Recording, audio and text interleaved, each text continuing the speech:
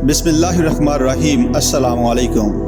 कायद आज़म मोहम्मद अली जिन्नाह के आखिरी अल्फाज कश्मीर कश्मीर।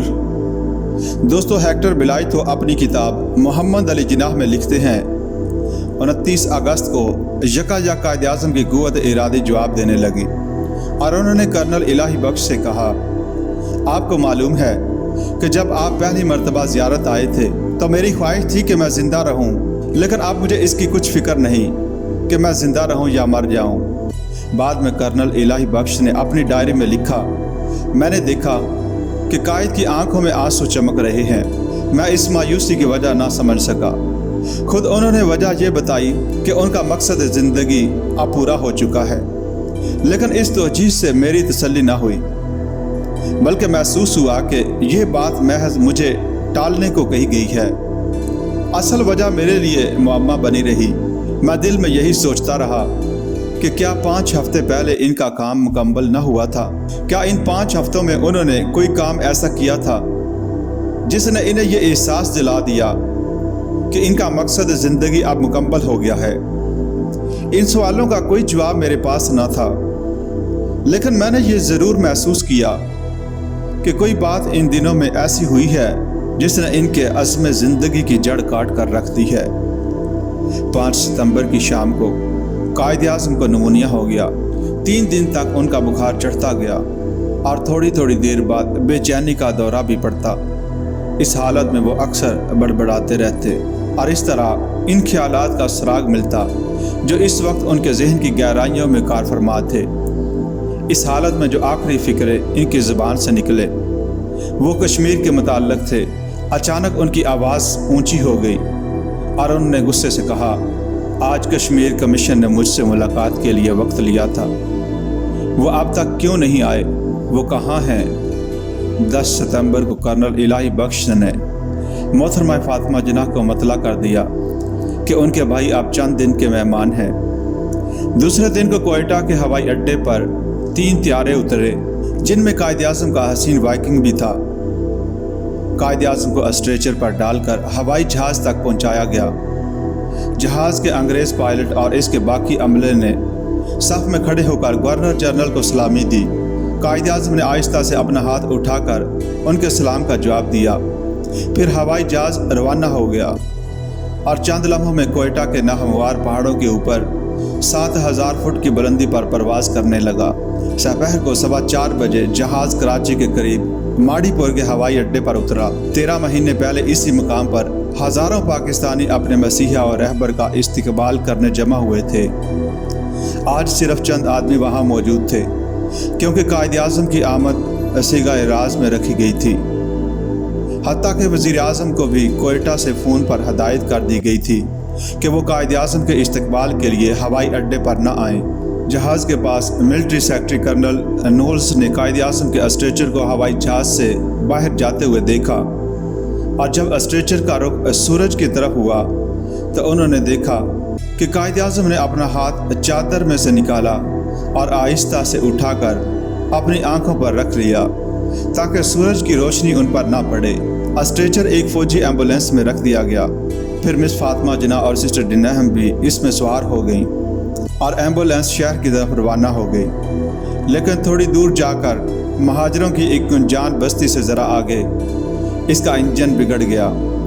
1 घंटे तक ड्राइवर गाड़ी ठीक करने के लिए हाथ पांव मारता रहा, मगर वो दुरुस्त ना हो सका। हत्ता कि शहर से दूसरी एम्बुलेंस आ गई।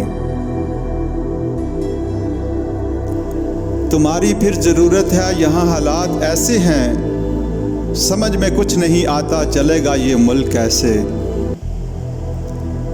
परेशानी का आलम है, ना जीते हैं ना मरते हैं। सुनो ए कायद आज़म, तुम्हें हम याद करते हैं। हर समत तेरे नाम के कतबे सजा दिए, लेकिन तेरे जो ख्वाब थे यकसर भुला दिए। आसमां तेरी लहद पर शबनम अफशानी करे, सब्ज़ा नूरस्ता इस घर की निगहबानी करे। शाम ज़िंदगी। सामईन, कायद आज़म की ज़िंदगी पर एक मुस्तंद किताब हेक्टर बिलायतो की मोहम्मद अली जिन्नाह है। इस किताब के आखिरी 2 अबवाब कायद के आखिरी अय्याम से मुताल्लिक़ हैं। اور جی چاہتا ہے کہ انہیں حرف بحرف دیکھنے اور سننے والوں کی خدمت میں پیش کیا جائے۔ آخری سے پہلے باب کا نام ہے شام زندگی۔ ہیکٹر بلائتھو انگریزی زبان کے شاعر رابرٹ کی نظم دی گریو کے ان اشعار سے شروع کرتے ہیں۔ Behold him in the evening tide of life, by unperceived degrees he wears away, yet like the sun seems larger at his setting. اس درخشاں زندگی کی شام بھی قابل دید ہے۔ شمع حیات آہستہ آہستہ بجھ رہی ہے، لیکن اس کے گل ہونے کا اندازہ بھی اپنی ایک شان رکھتا ہے۔ جیسے غروب ہونے سے قبل کچھ دیر تک سورج پہلے سے بھی زیادہ بڑا معلوم ہوتا ہے۔ قائد کے پرانے پارسی دوست جمشید نوشیروان جی کراچی میں رہتے تھے۔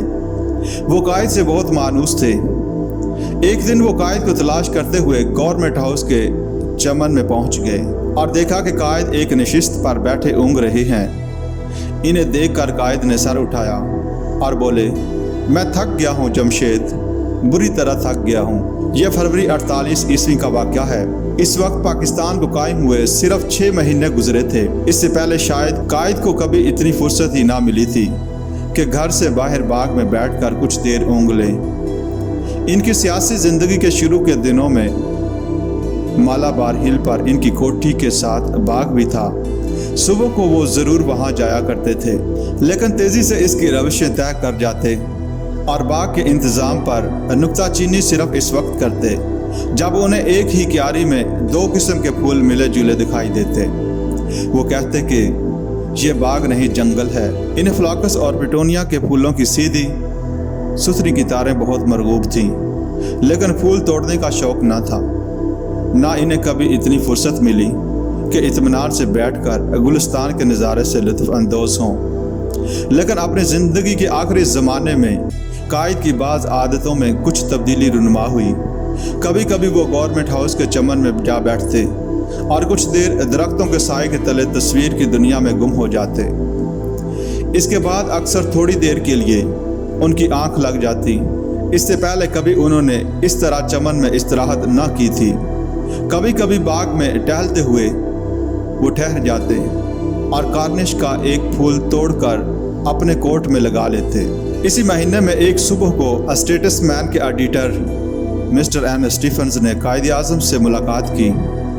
کئی برس بعد اپنی کتاب ہارنٹ مون میں اس ملاقات کا ذکر کرتے ہوئے انہوں نے لکھا، بانی پاکستان کی زندگی کا چراغ گل ہو رہا تھا، مگر اس وقت تک کسی کو یہ خبر نہ تھی کہ وہ تب تک میں مبتلا ہیں اور یہ موذی مرض ان کے پھیپھڑوں کو چھلنی کر چکا ہے۔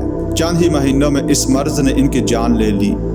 کہا جاتا ہے کہ 3.5 سال قبل بمبئی میں قائد اعظم کے معالجوں نے ان کو اس خطرے سے آگاہ کیا تھا، لیکن قائد اعظم نے یہ بات راز بنا کر چھپا رکھی تھی۔ آگے چل کر مسٹر اسٹیفنز لکھتے ہیں، تقسیم ہند سے چند دن قبل میں نے مسٹر جناح کو دیکھا تھا۔